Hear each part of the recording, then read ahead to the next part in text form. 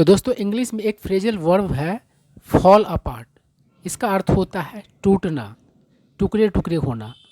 अब चलिए इस फ्रेजल वर्ब को हम लोग कुछ सेंटेंसेज में यूज करते हैं, फिर यह फ्रेजल वर्ब और ज़्यादा क्लियर हो जाएगा। तो एक सेंटेंस देखिए, the ceiling of the room is falling apart. तो क्या सेंस हुआ इस सेंटेंस का कि रूम का सीलिंग टूट रहा है। मतलब किस वजह से टूट रहा है, तो ख़राब कंडीशन में होने की वजह से टूट रहा है। तो फॉल अपार्ट का अर्थ होता है ख़राब कंडीशन में होने की वजह से टूटना।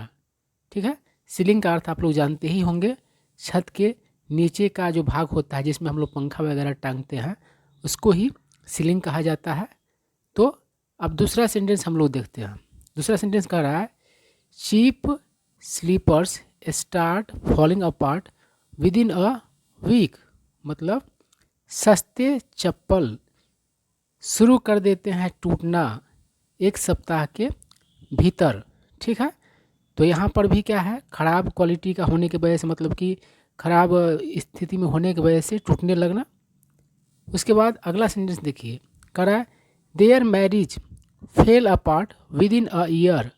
मतलब उनका शादी एक वर्ष के भीतर टूट गया। तो यहाँ पर भी फॉल अपार्ट का अर्थ है टूटना।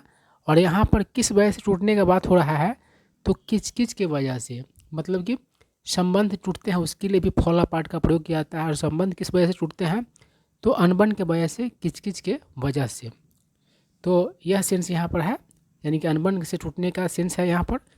उसके बाद है अगला sentence, the alliance between the two parties fail apart on seat sharing. मतलब कि दो दलों के बीच का गठबंधन टूट गया सीट शेयरिंग के बात को लेकर। सीट शेयरिंग के बात को लेकर मतलब कि दो, मतलब कि दल क्या करते हैं, गठबंधन करते हैं और कहते हैं कि इतने सीट मैं लड़ूंगा और इतने सीट आप लड़ना।